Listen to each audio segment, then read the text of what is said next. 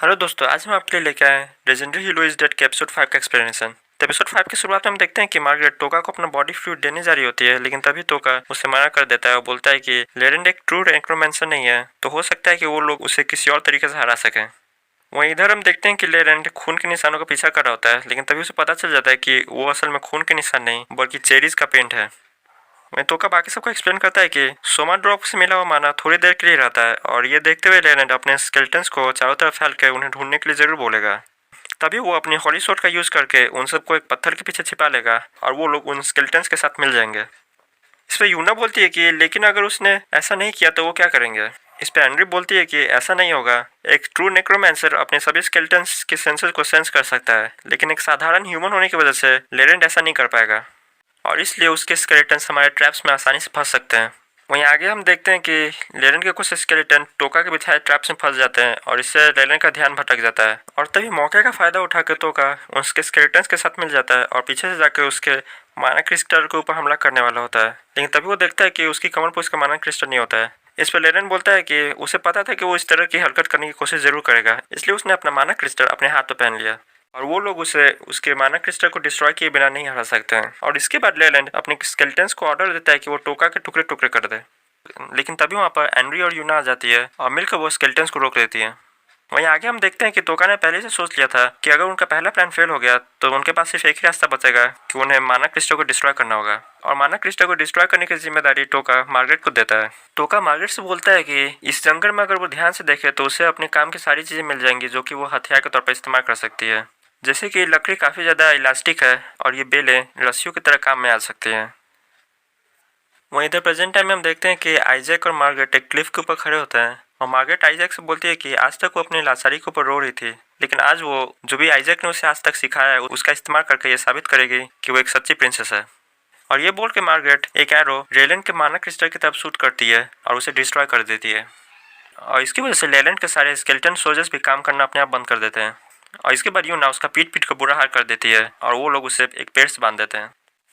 और इसके बाद टोका लेरेंट से बोलता है कि जिस दिन तुमने थाइस को इस दुनिया से अलग करने के बारे में सोचा था उसी समय मैंने तुम्हें हराने की कसम खा ली थी। इस पर एनरी टोका से इंप्रेस होकर बोलती है कि ये तो बहुत कमाल की बात है, तुमने इतनी दूर तक सोचा था। इस पर यूना एनरी से बोलती है कि वो झूठ बोल रहा है, और उसी समय वहाँ पर मार्गरेट और आइजैक भी आ जाते हैं। लेकिन तभी वो लोग देखते हैं कि झाड़ियों के पीछे से एक लाल चेहरे वाला डीमन आता है जिसे यूना ने लेरेंट के साथ देखा था। उसे देख एनरी बोलती है कि ये एक हाई रैंक डीमन है।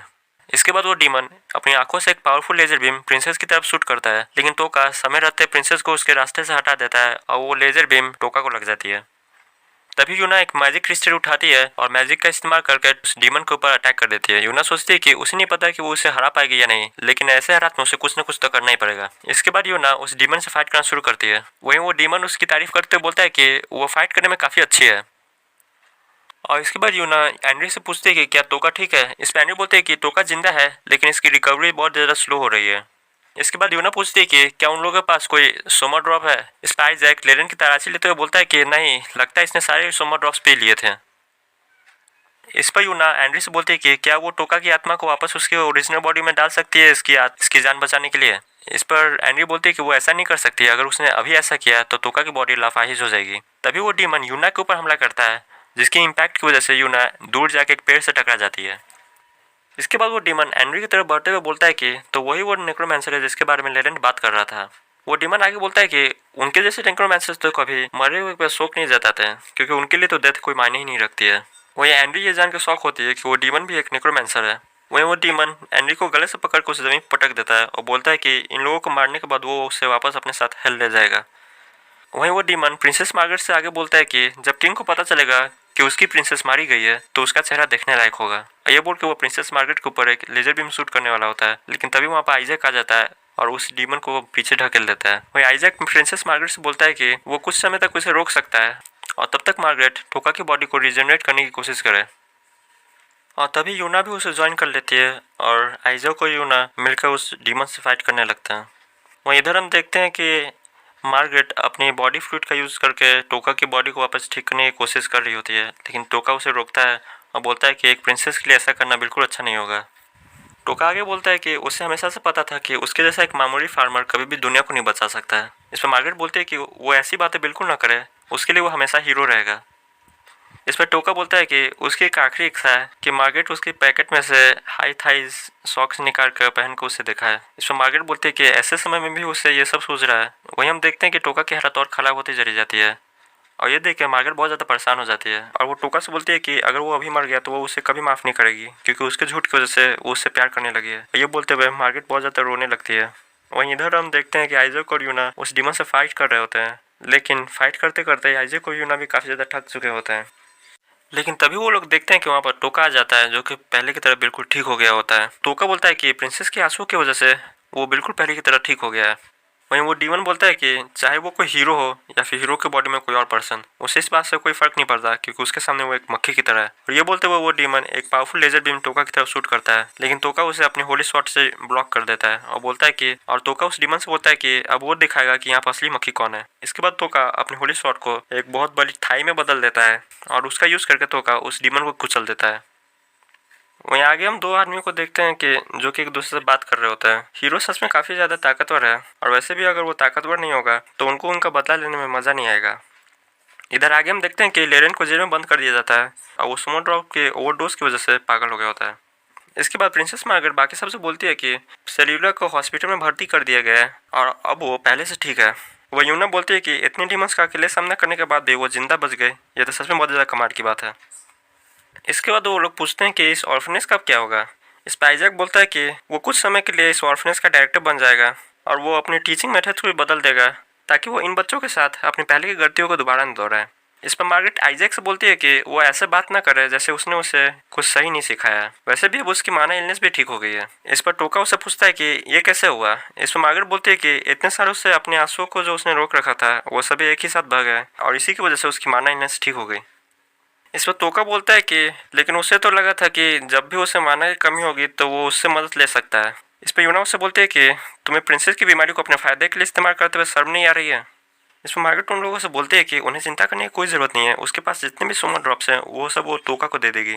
वहीं ये सुनकर टोका काफ़ी ज़्यादा खुश होता है, बोलता है कि अब वो एक असली हीरो की तरह एडवेंचर पर जा सकता है। वहीं टोका मार्गरेट से पूछता है कि जब वो बेहोश था तो वो अपनी फीलिंग्स के बारे में क्या बात कर रही थी, उसे कुछ समझ में नहीं आया। इस पर मार्गरेट टोका से बोलती है कि वो इस बात पर ध्यान न दे। वही मार्गरेट सोच रही होती है कि उस समय उसने माहौल की वजह से अपनी सारी फीलिंग्स बोल दी थी टोका से, अब लेकिन वो सब अब उससे दोबारा बोलना उसके लिए बहुत ज़्यादा एम्बैरसिंग होगा। वहीं इसके बाद मार्गरेट बोलती है कि वो उसकी एक और इच्छा पूरी करना चाहती है और ये बोल कर मार्गरेट उसे अपनी थाइस दिखाती है जिसमें उसने हाई सॉक्स पहने हुए थे। यह देख कर टोका बोलता है कि उसकी थाई तो सच में यूना की तरह बहुत ज़्यादा अच्छी है और वो यहीं पर रह कर इसकी पूजा करना चाहता है। वहीं यूना बोलती है कि आखिरकार वो इस तरह की बेहुदा बातें कर भी कैसे लेता है। वहीं अगले दिन हम देखते हैं कि टोका किंग से मिलने जाता है और उन्हें बाय बाय बोलता है। वहीं किंग टोका की मदद के लिए उसे गिफ्ट में एक मैजिक कैडिस देते हैं जो कि माने से चलती है। वहीं ये जानने के बाद एंड्री बहुत ज़्यादा परेशान होती है, क्योंकि उन तीनों में से सिर्फ वही थी जो उसे चला सकती थी। इसके बाद टोका आइजैक से मार्गरेट के बारे में पूछता है। इस पर आइजैक बोलता है कि प्रिंसेस अभी अपनी क्लास में है, लेकिन उन्होंने तुम्हारे लिए एक लेटर भेजा है। और इसके बाद वो तीनों वहाँ से निकल जाते हैं। वहीं यूना और टोका प्रिंसेस का लेटर पढ़ रहे होते हैं जिसमें लिखा होता है कि जिसमें प्रिंसेस ने कहा होता है कि उसे टोका से मिलकर बहुत ज़्यादा खुशी हुई। जब उसे पहली बार पता चला था कि टोका असली हीरो नहीं है तो उसे बहुत ज़्यादा दुख हुआ था, लेकिन उसके साथ बिताए के दिनों की यादें हमेशा उसके साथ रहेंगी और वो उसे हमेशा याद करती रहेगी। जब वो लोग दुनिया को बचा लें तब वो उससे मिलने जरूर आए और वो उन तीनों का इंतजार करती रहेगी। और कैरियर्स के अंदर एक बॉक्स है जिसके अंदर उन तीनों के लिए एक गिफ्ट है।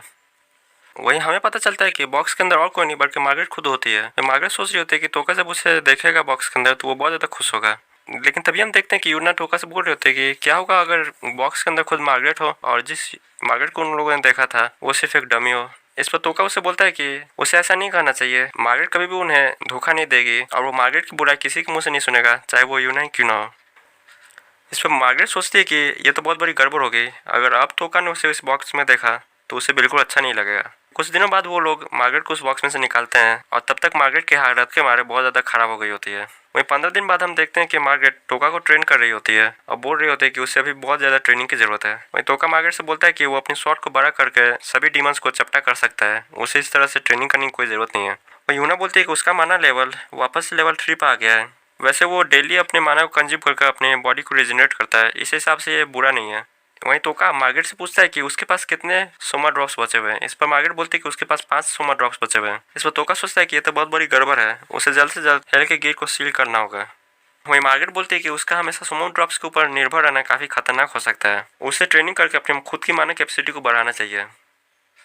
इस पर तोका बोलता है कि उसे इसकी ज़रूरत नहीं है, उसे बस जाल बिछाना है और वो डीमंस अपने आप उसके जाल में फंस जाएंगे। वो इस पर मार्गरेट बोलती है कि वो उसे इस तरह के अन हीरोइक तरीके से नहीं लड़ने देगी।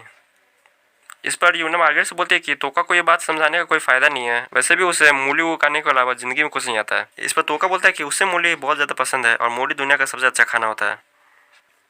वहीं तोका आगे मार्गरेट से बोलता है कि क्या उसका यहाँ पर आना ठीक होगा, अगर किसी को पता चल गया तो क्या होगा।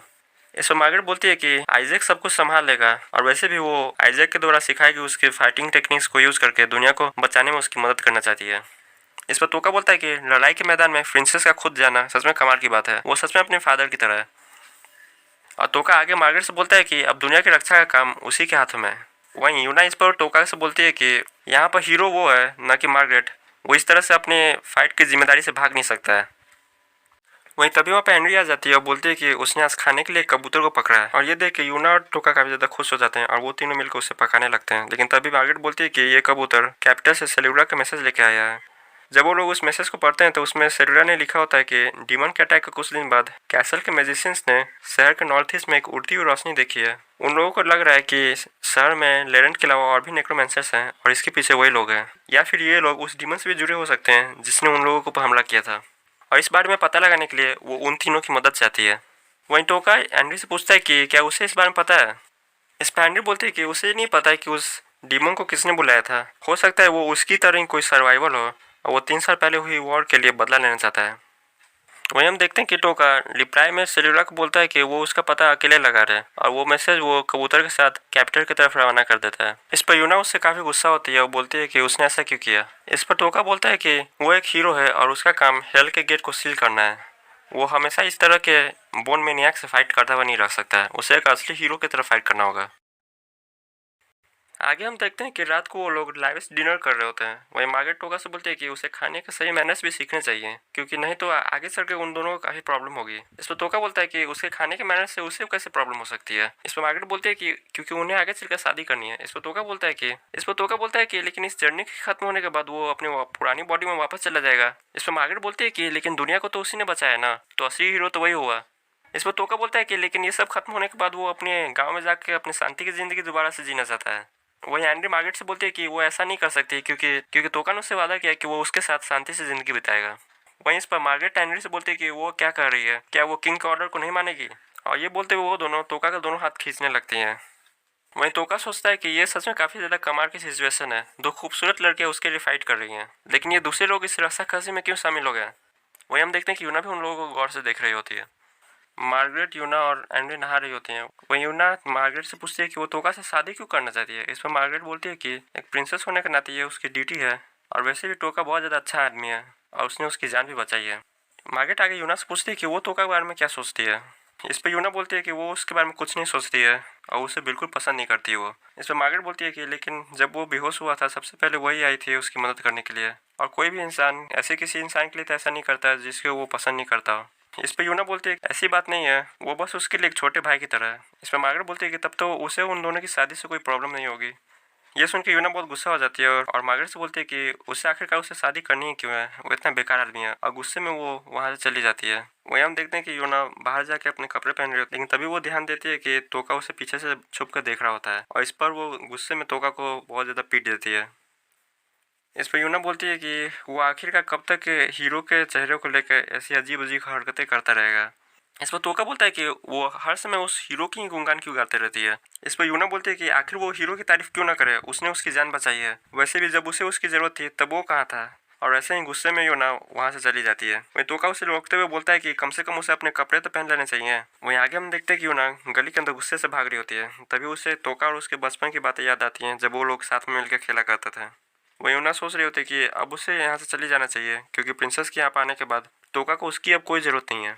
वहीं तभी वो गली में कुछ ज़ॉम्बी जैसे लोगों के झुंड को देखती है और एक ज़ॉम्बी पीछे से आकर उसको काट भी लेता है, लेकिन तभी यूना उसे दूर फेंक देती है। वहीं यूना एक गली के पीछे जाकर छिप जाती है और सोचती है कि उसका जख्म काफ़ी ज़्यादा जल रहा है। तभी वो देखती है कि दूसरी तरफ से तोका आ रहा होता है।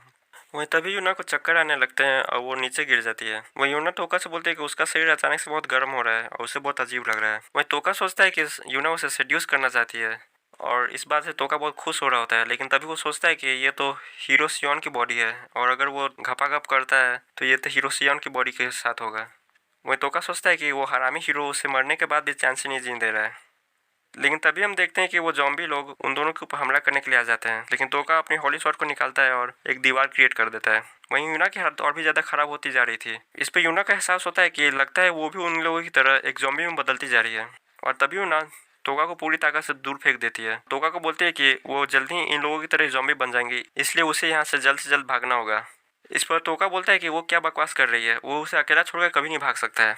इस पर यूना बोलती है कि वो बेकार की बातें ना करे, ऐसे भी वो उसे छोड़कर जाने वाली थी क्योंकि वो उसे बिल्कुल पसंद नहीं करती है।